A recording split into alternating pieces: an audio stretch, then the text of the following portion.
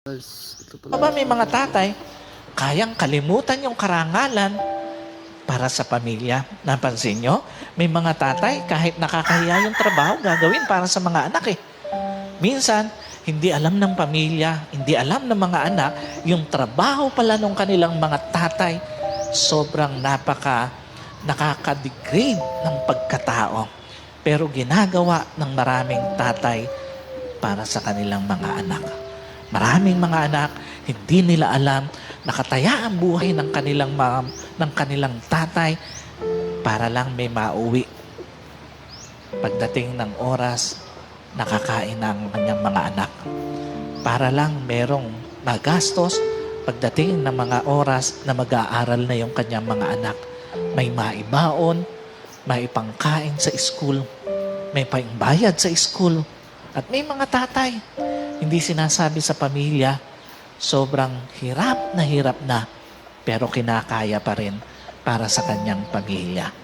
Sometimes, hindi natin nakikita na mga bilang anak, ganun pala kahirap ang pinagdaraanan ng isang ama.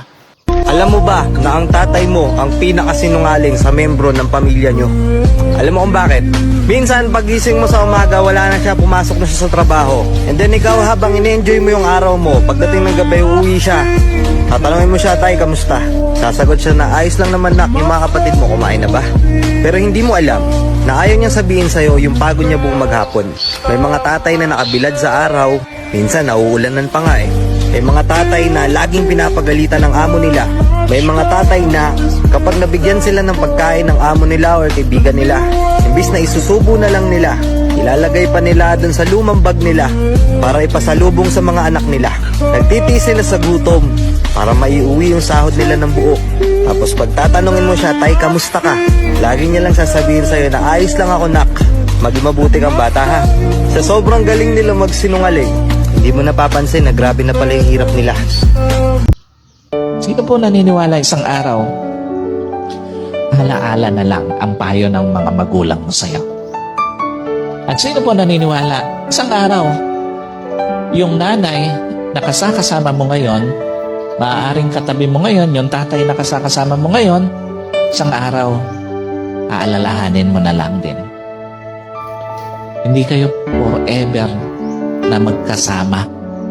Kaya nga lahat ng magulang hanggat kasama pa yung anak, gagawin ng lahat, ipapayo lahat ng mabuti, paaalalahanan ng anak kasi alam niya isang araw iiwan niya yung kanyang mga anak.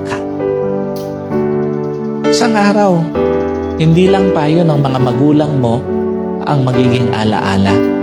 Kahit magulang mo isang araw, magiging alaala na lang sa buhay mo.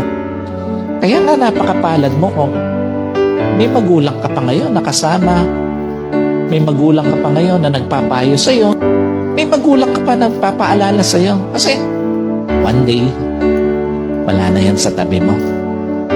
Yung mga payo niya, alaala na lang din sa buhay mo.